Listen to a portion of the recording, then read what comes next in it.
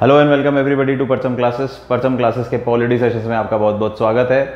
So continuing with the centre state relations किस तरीके से शेयर किए जाते हैं, हमने दो टॉपिक कवर कर चुके हैं। We have covered the legislative power distribution कि लेजिस्लेटिव पावर सेंटर स्टेट में किस तरीके से बांटी जाती है।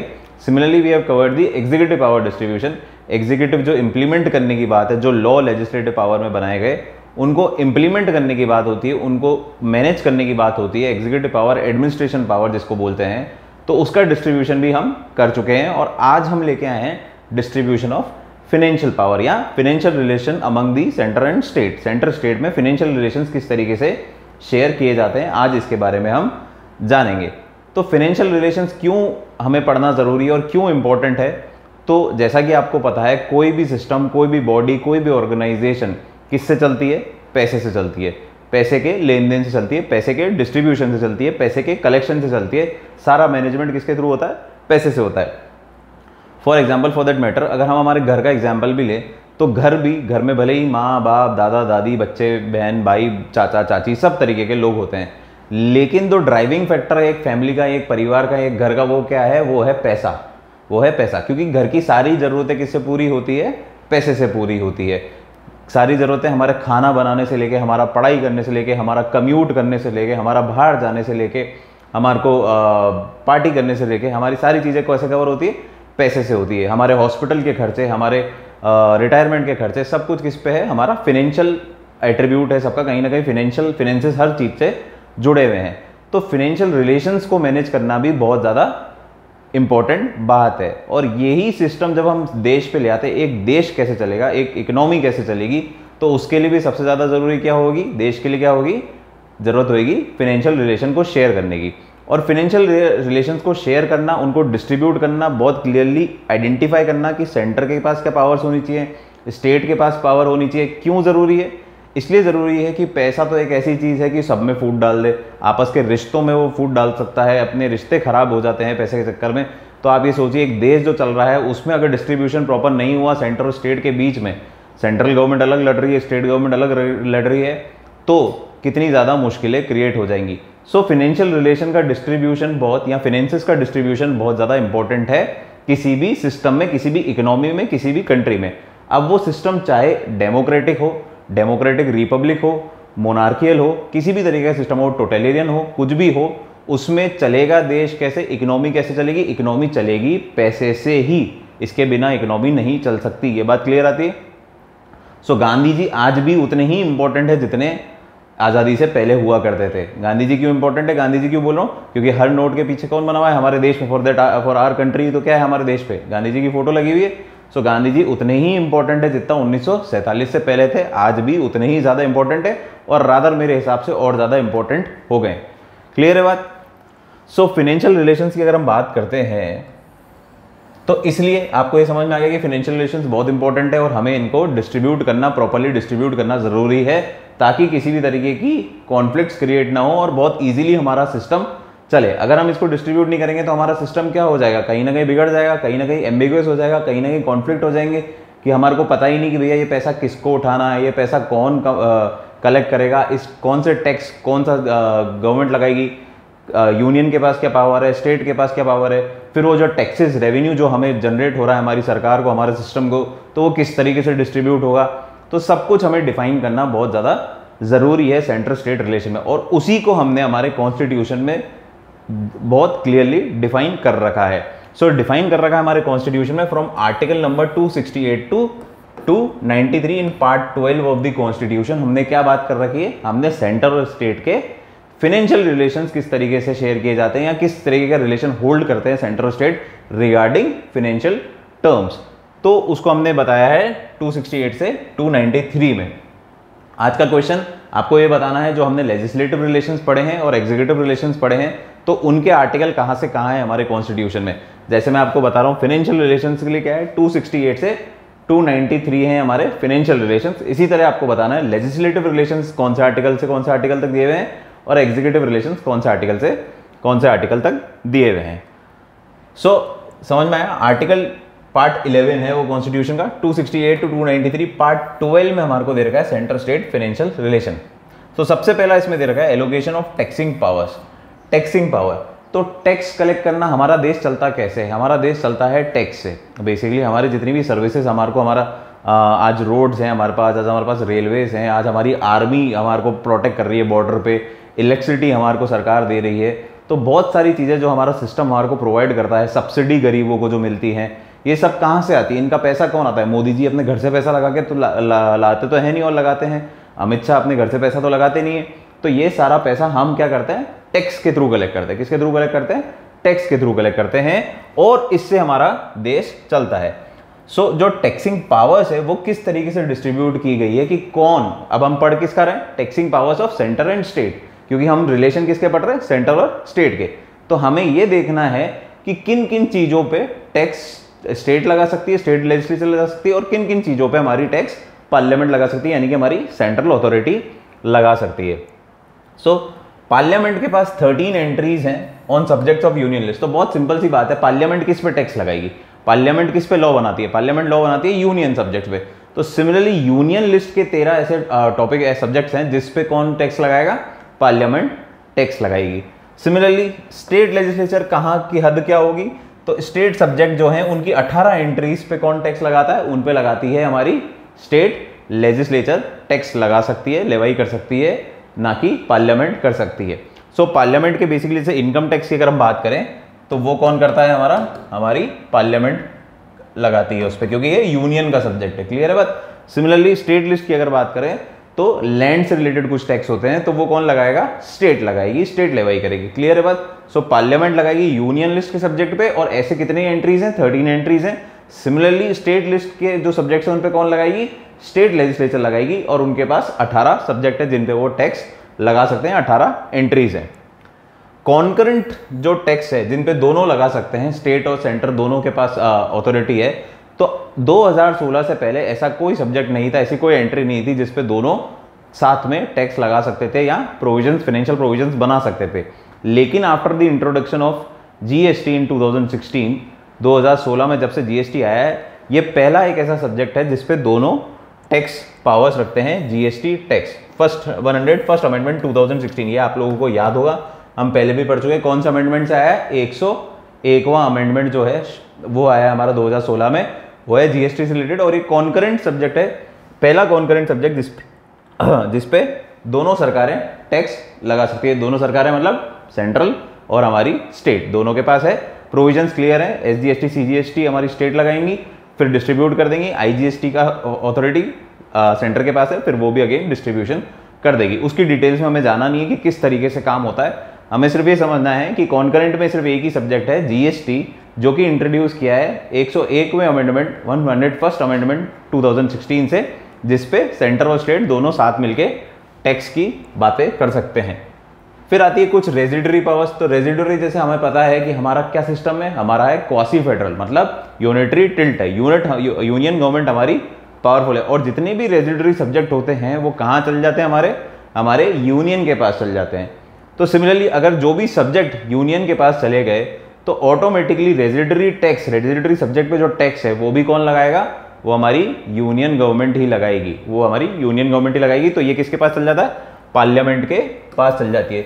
तो कोई भी रेजिडरी टॉपिक पे अगर टैक्स है तो वो किसके पास है? उसका हक किसके पास है? Parliament has the authority to levy taxes. Example, gift tax, wealth tax and expenditure tax. 3 tax हैं, इनको आप नाम याद कर सकते हैं, गिफ्ट टैक्स, वेल्थ टैक्स और एक्सपेंडिचर टैक्स। ये हमारे रेजिडरी पावर्स में है। ये हमारे किसी भी लिस्ट में नहीं आते थे और हमारे को रेजिडरी थे, इसलिए हमने यूनियन को इसकी पावर दे दी मतलब होनी है, क्योंकि हमारा क्वासी फेडरल है, union at strong, union at top and strong than the state governments. फिर कॉन्स्टिट्यूशन क्या करता है? कॉन्स्टिट्यूशन बहुत क्लियरली डिस्टिंग करता है the power to levy and collect tax and distribute between the centre and state. तो ऐसा नहीं है कि जो टैक्स कलेक्ट करेगा या लेवाई करेगा वो ही उसको उठाएगा। हमारे यहाँ पे ऐसा भी सिस्टम है जहाँ पे टैक्स कलेक्शन या टैक्स लेवाई कौन करती है? सेंट्रल अथॉरिटी करती है, और डिस्ट्रीब्यूशन उसका स्टेट और सेंटर दोनों मिलके करते हैं। मतलब सारा कलेक्शन जो है, रोटी किसने हासिल करी? सेंटर ने हासिल करी, लेकिन खाई किसने? सेंटर और स्टेट ने, दोनों ने मिलके खाई। सिमिलरली ऐसा भी हो सकता है कि स्टेट ने कलेक्ट किया, लेवाई करा, और डिस्ट्रीब्यूट सेंटर और स्टेट में आपस में हो गया। क्लियर है? सो ऐसा डिस्टिंक्शन भी हमारे कॉन्स्टिट्यूशन में बहुत क्लियरली बताया कि कौन कौन सी जगह किसके पास कलेक्शन एंड लेवाइंग पावर्स है और किसके पास डिस्ट्रीब्यूशन उसका किस तरीके से, एलोकेशन एंड डिस्ट्रीब्यूशन किस तरीके से होगा। So for example income tax जो है it is collected by the centre, levied and collected by the centre. इस पे लगाता कौन है इनकम टैक्स? हमारा सेंटर। सेंटर के लगाने की पावर किसके पास है? सेंटर के पास। लेकिन जब इसको बांटेंगे तो ये बांटेंगे सेंटर और स्टेट आपस में। कुछ शेयर है जो सेंटर स्टेट को ट्रांसफर करता है, transfer as a percentage share. ये सारा जितना भी इनकम टैक्स कलेक्ट हुआ उसका कुछ परसेंटेज वो स्टेट को दे देता था कि स्टेट भी अपनी मशीनरी चला सके, स्टेट भी अपने देश का काम कर सके, अपने स्टेट का काम कर सके, कैरी ऑन कर सके। क्लियर है? अब आता है restriction on taxing power of the states. अब हमने क्या बोला? सेंटर के पास 13 सब्जेक्ट हैं, 13 एंट्रीज हैं जिन पे वो टैक्स बना सकती है। सिमिलरली इनके पास कितनी है? स्टेट के पास, राज्यों के पास कितने हैं? 18 एंट्रीज है जिन पे वो टैक्स की पॉलिसीज या टैक्स लेवाई कर सकती है। लेकिन उनके ऊपर भी कुछ तरीके की रेस्ट्रिक्शंस लगाई गई हैं, कहीं ना कहीं रोक टोक लगाई गई है। किन पे? उनके बारे में हम देख लेते हैं। सो professional trade employment tax can be imposed by state but maximum limit is 2500 per annum. Professional tax या ट्रेड टैक्स या हमारा एम्प्लॉयमेंट टैक्स ये ऐसी चीज है जो कुछ स्टेट्स लगाती हैं। ऐसा जरूरी नहीं है कि हर स्टेट ये टैक्स लगाती है, कुछ स्टेट्स लगाती है जिनको जरूरत है, जिनको चाहिए कि हमारे को ज्यादा रेवेन्यू चाहिए तो वो ऐसा टैक्स लगा सकती हैं।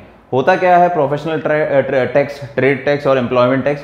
सो बेसिकली आप कोई भी काम कर रहे हैं, चाहे आप किसी के अंदर नौकरी कर रहे हैं, आप कोई भी प्रोफेशन अगर फॉलो कर रहे हैं, सीए का प्रोफेशन कर रहे हैं, लॉयर का प्रोफेशन फॉलो कर रहे हैं, डॉक्टर की प्रैक्टिस कर रहे हैं, एनी विच वेज, या फिर आप कोई भी ट्रेड कर रहे हैं, कोई भी बिजनेस कर रहे हैं, तो हमारी सरकारें या हमारा जो, चाहे वो स्टेट हो चाहे सेंटर हो, अभी हम स्टेट की बात कर रहे हैं, तो स्टेट गवर्नमेंट क्या कर सकती है? हमसे टैक्स लेवाई कर सकती है, टैक्स कलेक्ट कर सकती है, क्योंकि वो हमें अपॉर्चुनिटी दे रही है कि हम हमारे देश में ये काम कर सकें, हम हमारे देश में ये काम कर सकें। वो चाहें तो उस देश में, उस एरिया में हमारे को वो काम करने के लिए रोक टोक लगा सकते हैं। तो वो हमें अपॉर्चुनिटी दे रहे हैं कि हम वो काम कर सकते हैं। हम ये ट्रेड है, सपोज मेरे को ईंटों का भट्टा खोलना है, ईंट की भट्टी खोलनी है और मैं उसका राजस्थान में अजमेर में को खोलना है, तो अगर खोलना है तो मेरे को परमिशन किससे लेनी पड़ेगी? मेरे को परमिशन सरकार से लेनी पड़ेगी और सरकार मुझे परमिशन देगी, ये अपॉर्चुनिटी देगी कि आप ये धंधा कर सकते हो। सीधी सी बात है। अब आप बोलेंगे भाई साहब तो ये तो मेरी इच्छा है, मैं तो एक आज़ाद देश में रहता हूँ, मेरी इच्छा होगी जो काम करूँगा, मेरी इच्छा होगी, मेरे को स्टेट रोकने वाली कौन होती है? तो ये गलतफहमी मत पालिएगा जीवन में, क्योंकि ये देश ना आपके पिताजी का है ना मेरे पिताजी का है। ये देश एक सिस्टम चला रहा है, एक गवर्नमेंट चला रही है और उनका पूरा पूरा हक है कि वो टैक्स आपसे कलेक्ट करें और उस टैक्स का यूटिलिटी इस देश में रिसोर्सेज में डालें, इस देश के समाज के उद्धार में डालें या किसी भी तरीके से उसको यूज कर सकते हैं। हाँ, ये बात अलग है, इसलिए बोलते हैं कि टैक्स भरें, क्योंकि टैक्स आपका जो भरना पड़ता है, टैक्स भरने से ही देश चलता है। आज आर्मी पे जो पैसे, इतने पैसे लगते हैं, हमारे डिफेंस में जो इतने पैसे लगते हैं, नेवी, एयरफोर्स और जो हमारी मिलिट्री है वो जो काम कर रही है, तो उनको पैसे क्या आप घर से बेचते हैं? नहीं बेचते। आज हमारे यहाँ पे रोड्स बन रही हैं, आज हमारे रेलवे ट्रैक्स हैं, तो वो कैसे चलते हैं? किसने बनाए? क्या आपने कुछ पैसा दिया वहाँ जाके कि भैया मेरे ये आगे की 100 मीटर की रोड मेरी तरफ से? ऐसा तो नहीं करते ना। पर हमारे को तो रोड है, हम गाड़ी चला सकते हैं। आप इस देश में गाड़ी चला सकते हैं, आपको कौन रोक रहा है? आपका घर तो यही है, आपका घर सीमित है, सपोज आपका घर यहाँ तक है, लेकिन आप घूमते तो पूरी देश में है, तो आप कैसे घूम पा रहे हैं? तो ये अपॉर्चुनिटी, ये परमिशन आपको आपकी सरकारें दे रही है, जो आपको गवर्न कर रही है बेसिकली। और हर सिस्टम में, हर गवर्नमेंट में ये होता है। फिर वो गवर्नमेंट चाहे डेमोक्रेटिक हो, चाहे हमारी टोटलियन हो या किसी भी प्रकार की मोनार्कियल हो, उसमें टैक्स जनरेशन होगा ही होगा, टैक्स कलेक्शन होगा ही होगा। क्यों होगा? क्योंकि देश उसी से चलेगा, वरना देश चल नहीं सकता। और ऐसा नहीं है कि आज से 1947 से जब हमारा देश आज़ाद हुआ उसके बाद से टैक्स का कोई सिस्टम क्रिएट हुआ। ये राम राज्य के टाइम से चलता हुआ आ रहा है, right from the Mahabharat, right from the Ramayan. जब भी थे तब जो भी राज चलता था, किंगडम, हर किंगडम में टैक्स लगता था। सिमिलरली राम राज्य में भी टैक्स होता था, कर घोषित होता था। इनफैक्ट इसके लिए एक बहुत इंटरेस्टिंग बात है, भरत ने जब राम से पूछा कि राम जी आप मेरे को बताएं, भ्राता मुझे बताएं कि भैया ये टैक्स सिस्टम, जो कर सिस्टम है, कर प्रणाली है, वो किस तरीके की होनी चाहिए? तो उन्होंने बोला राज्य में जो हमारी कर प्रणाली होनी चाहिए वो इस तरीके से होनी चाहिए जैसे सूरज काम करता है। कौन काम करता है? सूर्य काम करता है। सूर्य कैसे काम करता है? सूर्य पानी एब्जॉर्ब करता है, पानी इवेपोरेट होता है, गर्मी गर्मी इतनी देता है, फिर हमारे लेक से, पॉन्ड से, रिवर से पानी इवेपोरेट होकर बादल बनते हैं। सिमिलरली हर जगह से पानी वो चूसता है, सूरज पानी एब्जॉर्ब करता है, इवन हमारे बॉडी में से भी वो पानी चूसता है। अगर आपको याद हो तो बचपन में एक ग्लूकोन डी का ऐड आया करता था, बचपन मतलब मेरा बचपन और आप लोग का भी हो गई, आप लोग तो वो एक स्ट्रॉ लगती थी एक बच्चे के सर में और सूरज पूरा का पूरा पानी ड्रेन कर लेता था, चूस लेता था, डिहाइड्रेट जो हम होते हैं। तो बेसिकली पानी का कलेक्शन करता है सूरज, सारे पानी का कलेक्शन करता है सूरज। तो ये हो गया टैक्स का कलेक्शन करा और उसके बादल बना के फिर उसकी बारिश कर देता है। वह जहां बारिश की जरूरत है, जहां पे एरिया में पानी नहीं है, वहां पानी का डिस्ट्रीब्यूशन करता है सूरज। ये बेसिकली एक मेटाफोर की तरह यूज कर रहे हैं, एक्चुअल में ऐसा प्रोसेस साइंटिफिक अलग है, पर मेटाफोर के अगर हम देखें तो सूरज की तरह काम करना है हमें। We have to collect the taxes from the richest, जो अमीर हैं, जो केपेबल हैं, उनको हम चार्ज करें, जो महंगी चीजें खरीदें उनको हम चार्ज करें। सिमिलरली उसका डिस्ट्रीब्यूशन किसको होना चाहिए?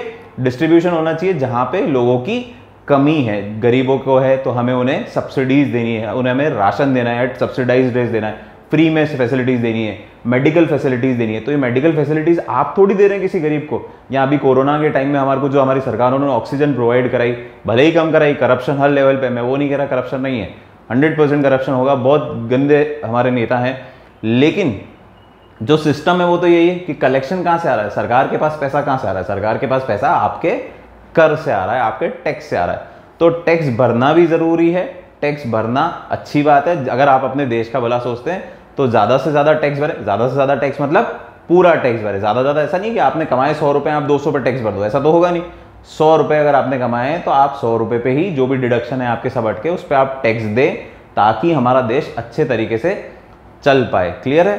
तो सूरज भी यही काम करता है, जहां पे अबंडेंस ऑफ वाटर है वहां से वाटर कलेक्ट करता है, और जहां पे स्कैरसिटी ऑफ वाटर है, जहां पे पानी की कमी है, वहां पे वो उसको बरसा देता है। तो सिमिलरली हमारा टैक्सेशन सिस्टम होना चाहिए कि जो हम अमीरों से हैं या जो भी इनकम ग्रुप है उनसे हम टैक्स कलेक्ट करें, जो पैसा कमा सकते हैं उनसे टैक्स कलेक्ट करें, और फिर इस टैक्स का डिस्ट्रीब्यूशन हम गरीबों में करें, या जो जिनको जरूरत है, जिनको नेसेसिटी है, उनको हम क्या करें, उनको इस टैक्स से बेनिफिट दें, हमारे देश का प्रोटेक्शन करें, आर्मी डिफेंस पे पैसा लगा के।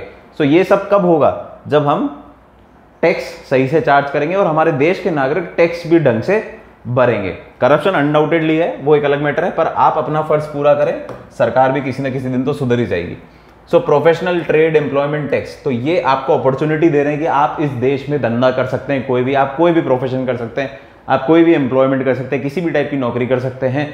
तो हमारा कर्तव्य है, और इनफैक्ट हमारी स्टेट क्या है, हमारी स्टेट हमारे से उसके एवज में टैक्स प्राप्त कर सकती है। क्या प्राप्त कर सकती है? टैक्स प्राप्त कर सकती है, लेकिन इस पर एक लिमिट लगाई गई है 2,500 रुपए सालाना। तो ये मोटा मोटा 200 रुपए, 208 रुपए करीब, 208 rupees something per month maximum you can charge. तो बहुत ही नॉमिनल अमाउंट है, तो इसमें कोई नाराज होने वाली बात नहीं है। यहाँ कई लोगों को मैंने देखा है, जब मेरे भी कई लोग हैं, टैक्स क्यों भरे, इस देश में टैक्स क्यों भरे, सरकार को टैक्स क्यों दे, वो क्या है, वो तो चोर है, सरकार तो चोर है, तो ऐसा बोलते हैं लोग। पर आपको इसके पीछे कंसेप्ट समझना चाहिए कि हमारा देश चल ही टैक्स से रहा है। हमारा देश क्या है, दुनिया का हर देश टैक्स से ही चलता है। सरकार के पास रेवेन्यू सिस्टम कौन है? सरकार के मंत्री आके थोड़ी घर से पैसा लगाते, पैसा हमारा ही आता है। तो हम पैसा देंगे तो डेवलपमेंट में यूज होगा। हाँ, करप्शन की वजह से आप ये सोच सकते हैं कि हमारा पैसे का मिसयूज होगा, हमारा पैसा डंप हो जाएगा। पर एक बात सोचिए, अगर आप 100 रुपए देंगे और मैं बोल रहा हूं कि 70% ही पैसा यूज होता है, 30% करप्शन हो जाता है, तो 70 रुपए तो देश हित में यूज होंगे, 70 रुपीज तो देश हित में यूज होंगे। लेकिन वहीं पे हम क्या करते हैं, हम चोरी करके 10 रुपए का ही टैक्स भरते हैं, तो इसका 70% भी यूज होके तो हमारे देश के लिए कितना पैसा आया? 7 रुपये आया। 70% हुआ, 30% करप्शन मान लिया मैंने, 30% करप्शन है, 50% मान लो आप, 50% करप्शन है, लेकिन पैसा आया, यूज होने के लिए तो कम ही आया ना। तो अगर मैं 10 रुपए ही टैक्स भरूंगा और 70% करप्शन हटा दूं, 50% मैं मान लेता हूँ करप्शन है, तो 50% ही यूज हुआ, तो मेरे यूज कितने हुए? मेरे देश हित में कितने यूज हुए? मेरे डिफेंस के पास कितना पैसा है? मेरे रोड्स, मेरे रेलवेज के पास कितना पैसा है? 5 रुपए तो है यूज करने के लिए। वहीं पे अगर मैं ईमानदारी से 100 रुपए का टैक्स भरूंगा तो कम से कम 50 रुपए होंगे, मेरे देश का उद्धार होगा। तो आपको ये चीज समझनी चाहिए कि टैक्स कितना इंपॉर्टेंट पार्ट है। क्लियर है? आगे बढ़े। फिर स्टेट लेजिस्लेचर, तो ये अब ये समझ में आ गया पॉइंट कि प्रोफेशनल एम्प्लॉयमेंट ट्रेड टैक्स है, जिसको हर स्टेट लगा सकती है, हर स्टेट लगाती भी नहीं है, कुछ स्टेट्स लगाती हैं, तो वो लगा सकती है, लेकिन मैक्सिमम कितना लगा सकती है आज की तारीख तक? 2,500 रुपए साल के, मतलब 208 रुपए महीना, मोटा मोटा अगर अपन पकड़े। फिर आ गया state legislature, restricted on inter state sale of goods and services, course of export और इंपोर्ट। सिमिलरली हमने स्टेट पे रेस्ट्रिक्शन लगा रखी है कि अगर आपकी इंटर स्टेट सर्विसेज हो रही है, मतलब राजस्थान से गुजरात माल जा रहा है, राजस्थान से महाराष्ट्र जा रहा है, इंटर स्टेट सर्विसेज और sale of goods and services हो रही हैं, तो उस पे उस स्टेट का अधिकार नहीं है टैक्स लगाने का, क्योंकि 2 या 2 से ज्यादा टैक्स स्टेट्स इन्वॉल्व हो गई। तो ये किसके पास पहुंच जाएगी पावर? ये पावर पहुंच जाएगी पार्लियामेंट के पास। बहुत ही सिंपल है, जब मेरी एरिया से बाहर निकल गई चीज तो मेरे हक में ही नहीं उस पर टैक्स लगाना, तो पावर किसके पास पहुंच गई? पार्लियामेंट के पास या सेंट्रल गवर्नमेंट के पास। Similarly course of export and import, जब भी हम एक्सपोर्ट करते हैं आउटसाइड आवर कंट्री या इंपोर्ट करते हैं, तो उन पे जो भी टैक्स सिस्टम है तो उसमें भी स्टेट का लेन देन नहीं है। माल आएगा तो पर्टिकुलरली कहीं ना कहीं, सपोज करो अजमेर से यूएसए का माल गया, अजमेर से न्यूयॉर्क गया या जयपुर से न्यूयॉर्क गया, तो जयपुर अजमेर पार्ट तो राजस्थान का ही है, जयपुर अजमेर पार्ट तो राजस्थान का ही है, तो इनिशिएट तो कहां पे हो रहा है? एक स्टेट के अंदर ही हो रहा है, लेकिन ये जा रहा है अक्रॉस बॉर्डर्स, तो ये स्टेट के एरिया से बाहर निकल गया, स्टेट की पावर से बाहर निकल गया। तो इस पे वापस किसको पावर मिल जाएंगी? इस पे पावर मिल जाएंगी पार्लियामेंट को। जो भी चीज स्टेट के एरिया, स्टेट के पावर्स, आपको याद हो तो अपन ने शुरू में पढ़ा था टेरिटोरियल एरिया, टेरिटोरियल ज्यूरिसडिक्शन, कितना एरिया है हमारा, तो हम टेरिटरी के अंदर अंदर वाली चीजों पे ही काम कर सकते हैं। टेरिटरी के बाहर वाली चीजों पे कौन काम करेगा? हमारे सेंट्रल गवर्नमेंट, जो हमारी सेंट्रल गवर्नमेंट है उसका अधिकार हो जाता है। और इनफैक्ट एक्सपोर्ट पे तो टैक्सेस बहुत कम है, बहुत सारी सब्सिडीज भी हैं, बहुत सारे बेनिफिट्स भी हैं एक्सपोर्ट्स पे। क्यों है एक्सपोर्ट पे, ये आपको पता है? सो एक्सपोर्ट पे क्या होता है? हमारा फॉरेन डायरेक्ट इन्वेस्टमेंट आता है। जब हम एक्सपोर्ट करते हैं, हम माल बाहर बेचते हैं या सर्विसेज बाहर देते हैं, तो बाहर से हमारे पास क्या होता है? फॉरेन करेंसी में पैसा आता है, डॉलर्स में आता है, अगर हम यूएसए में दे रहे हैं या और कंट्री जैसे रिस्पेक्टिव कंट्री के हिसाब से हमारे पास पैसा आता है। तो फॉरेन इन्वेस्टमेंट आने से क्या होता है? हमारे पास फॉरेन रिजर्व बढ़ जाते हैं। थोड़ा सा आपका इकोनॉमिक्स का पार्ट आ गया, तो जिन लोगों को आइडिया है वो समझेंगे। सो फॉरेन क्या हो जाता है? फॉरेन इन्वेस्टमेंट कलेक्ट हो जाता है हमारे पास, बाहर की मुद्राएं हमारे पास कलेक्शन हो जाती है। तो जब फॉरेन इन्वेस्टमेंट हमारे पास कलेक्ट होता है तो हमारी करेंसी के वैल्यू एप्रिसिएशन होती है, हमारी करेंसी की value in comparison to that country जहां पे हमने एक्सपोर्ट करा है, हमारी करेंसी की वैल्यू ऊपर चढ़ने लगती है। और हमारी सरकार है, हमारा सिस्टम क्या बोलता है कि इसको एनकरेज करता है कि आप एक्सपोर्ट करोगे तो ज्यादा फॉरेन इन्वेस्टमेंट आएगा, फॉरेन इन्वेस्टमेंट हमारे पास आएगा, फॉरेन पैसा आएगा, करेंसीज आएंगी, जिससे हमारे करेंसी की वैल्यू बढ़ेगी। तो इसलिए एक्सपोर्ट को प्रमोट किया जाता है और उस पर टैक्स, जीएसटी वीएसटी चार्ज नहीं किया जाता। और अगर कोई भी प्रोविजंस है तो उसकी पावर किसके पास है? पार्लियामेंट के पास है, स्टेट के पास पावर नहीं है। ये हम क्या पढ़ रहे हैं? स्टेट के ऊपर रेस्ट्रिक्शंस। फिर आता है state legislature imposes tax on consumption और sale of electricity, but state है तो इलेक्ट्रिसिटी जो कंसेप्ट, इलेक्ट्रिसिटी जो पार्ट है वो बेसिकली स्टेट के आता है। तो इलेक्ट्रिसिटी के ऊपर टैक्स स्टेट लगा सकती है। आपने देखा होगा हर स्टेट की अपनी अपनी इलेक्ट्रिसिटी होती है, जैसे हमारे यहाँ पे AVVNL है, पहले RSC भी चला करती थी, राजस्थान स्टेट इलेक्ट्रिसिटी बोर्ड, तो स्टेट का टॉपिक है। AVVNL अजमेर विद्युत वितरण निगम लिमिटेड, इस तरीके से इलेक्ट्रिसिटी के बोर्ड होते हैं। और कई जगह तो प्राइवेट भी हो गई, कंपनीज हो गई, रिलायंस की हो गई, टाटा पावर्स हो गई, इनकी प्राइवेट कंपनीज भी आजकल इलेक्ट्रिसिटी में उतर गई हैं। लेकिन स्टेट उनके ऊपर टैक्स लगा सकता है इलेक्ट्रिसिटी के सेल पे या कंजम्पशन पे, लेकिन सिर्फ 2 केस ऐसे हैं जहां पे कंज्यूम्ड बाय द सेंटर और सोल्ड टू द सेंटर। अगर ये इलेक्ट्रिसिटी हमने क्या करा है? किसी सेंटर को बेची है या फिर सेंटर की किसी बॉडी ने यूज करी है, जैसे इनकम टैक्स डिपार्टमेंट, आज हमारे सिटी में भी इनकम टैक्स का डिपार्टमेंट है, CAG के डिपार्टमेंट होते हैं, कंट्रोलर एंड ऑडिटर जनरल, तो वो कुछ अगर कंज्यूम कर रहे हैं इलेक्ट्रिसिटी, वो अगर कुछ इलेक्ट्रिसिटी कंज्यूम कर रहे हैं या उनको हम इलेक्ट्रिसिटी प्रोवाइड कर रही है स्टेट, तो स्टेट उस इलेक्ट्रिसिटी के ऊपर टैक्स नहीं लगा सकती। ये इंपॉर्टेंट बात है समझने की। ये मत सोचना कि इलेक्ट्रिसिटी फ्री है, उन लोगों को फ्री नहीं है, इलेक्ट्रिसिटी का पैसा उनको देना पड़ेगा, लेकिन इलेक्ट्रिसिटी के ऊपर जो टैक्स लगता है, उस बिल के ऊपर जो टैक्स लगता है वो उन्हें नहीं देना पड़ेगा। कब? अगर ये इलेक्ट्रिसिटी किसने कंज्यूम करी है? किसी सेंट्रल अथॉरिटी ने करी है, सेंट्रल ऑफिस ने करी है, हमने सेंटर को बेची है, तो इसमें इलेक्ट्रिसिटी के ऊपर टैक्स नहीं देना पड़ेगा। Similarly consumed in construction, maintenance और ऑपरेशन ऑफ रेलवे, चुक चुक गाड़ी अगर चल रही है तो उसमें जो कंजम्पशन हो इलेक्ट्रिसिटी का, बहुत सारा कंजम्पशन होता है इलेक्ट्रिसिटी का, ये आपको पता है। तो रेलवे जितना भी कंजम्पशन कर रही है उसके ऊपर भी आपको टैक्स नहीं लगाना। क्या नहीं लगाना? पैसा फ्री में बिजली नहीं देनी, बिजली के ऊपर टैक्स नहीं लगाना। ये बात ध्यान रखना, सिर्फ टैक्स की बात हो रही है यहाँ पे। Moving ahead, state legislature can impose tax on parliament authorities in respect of water, electricity stored, generated, consumed for developing any river valley, but should be reserved for president's consideration।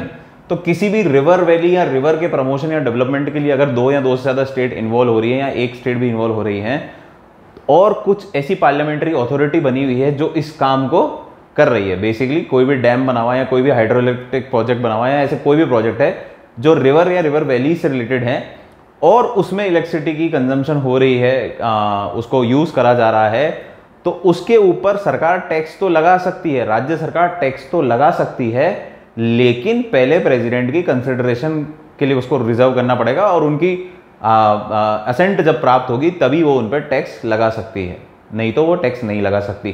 Clear है बात? और generally लगा लेती है।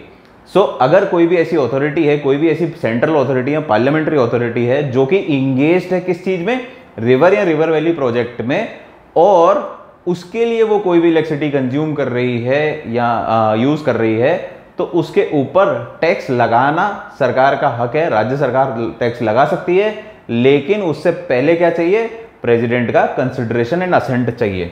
सो state legislature can impose on parliament authorities, parliamentary authority है, central authority है, for developing any river and river valley, river या river valley को डेवलप करने के लिए कोई प्रोजेक्ट है, फिर वो चाहे इरिगेशन के लिए हो, चाहे इलेक्ट्रिसिटी जनरेशन के लिए हो, हाइड्रो इलेक्ट्रिक हो, कुछ भी हो, उससे हमें मतलब नहीं है। तो उसके केस में अगर आप इलेक्ट्रिसिटी स्टोर कर रहे हो, जनरेट कर रहे हो या कंज्यूम कर रहे हो, तो उस पर टैक्स स्टेट लगा सकती है, लेकिन पहले क्या चाहिए, रामनाथ कोविंद साहब का टिक चाहिए, कंसिडरेशन। आज की तारीख की बात तो रामनाथ कोविंद साहब का टिक चाहिए, या जब भी जो प्रेसिडेंट है उनका अप्रूवल चाहिए, उनकी असेंट चाहिए, तभी वो टैक्स लगा सकते हैं, अदरवाइज नहीं लगा सकते। सो 4 रेस्ट्रिक्शन है मोटे मोटे, वापस एक बार देख लेते हैं। सबसे पहला, प्रोफेशनल ट्रेड एम्प्लॉयमेंट टैक्स जो है हमारा, स्टेट गवर्नमेंट लगा सकती है, लेकिन कितना लगा सकती है, 2500 रुपए। हर कोई लगाता नहीं है, कुछ स्टेट लगाती है, कुछ नहीं लगाती, जो लगा सकती है वो भी कितना लगा सकती है, 2500 रुपए सालाना। सिमिलरली इंटर स्टेट है, एक स्टेट से दूसरी स्टेट में हम कोई भी माल खरीद बेच रहे हैं, सेल कर रहे हैं, तो उस पर टैक्स नहीं लगा सकते। Export of goods and services है, तो उस पर भी स्टेट का अधिकार नहीं है, राज्य सरकार का अधिकार नहीं है कि वो उस पर टैक्स लगाए। फिर consumption of electricity by central government bodies, या सेंटर को हमने बेची है, या फिर रेलवेज ने कोई कंज्यूम करा है, तो उसके ऊपर भी आप टैक्स नहीं लगा सकते, इस पर लगा नहीं सकते, चांस नहीं है, इसमें लगा ही नहीं सकते, तय है। लेकिन इसके विपरीत क्या है कि पार्लियामेंट अथॉरिटी कोई है engaged in development of river and river valley, तो उस पर आप टैक्स तो लगा सकते हो, लेकिन पहले आपको किसकी चाहिए, मंजूरी, प्रेसिडेंट की मंजूरी चाहिए। सो ये था हमारा फाइनेंशियल पावर का। आज थोड़ा सा लेट हो रहा है, तो आज इस टॉपिक को हम यही रोकेंगे। आगे हम डिस्ट्रीब्यूशन, अभी हम पैसा कलेक्शन की बात करिए, कैसे कलेक्ट किया जाता है, कल हम इसके बारे में पढ़ेंगे। डिस्ट्रीब्यूशन अब इसका किस तरीके से होगा, क्या क्या प्रोविजन है, सिर्फ हमें थोड़ा सा फैक्चुअल बेसिक ऊपर से डेटा लेना है हमारे को, कोई ज़्यादा डिटेल में जाने की ज़रूरत नहीं है, हमें सिर्फ ये पता होना चाहिए किस तरीके से डिस्ट्रीब्यूशन होता है, उसके बारे में हम नेक्स्ट लेक्चर में पढ़ेंगे। आज थोड़ा सा टाइम का प्रॉब्लम है, तो आज इसको यहीं समाप्त करते हैं। We'll meet in the next class. Thank you.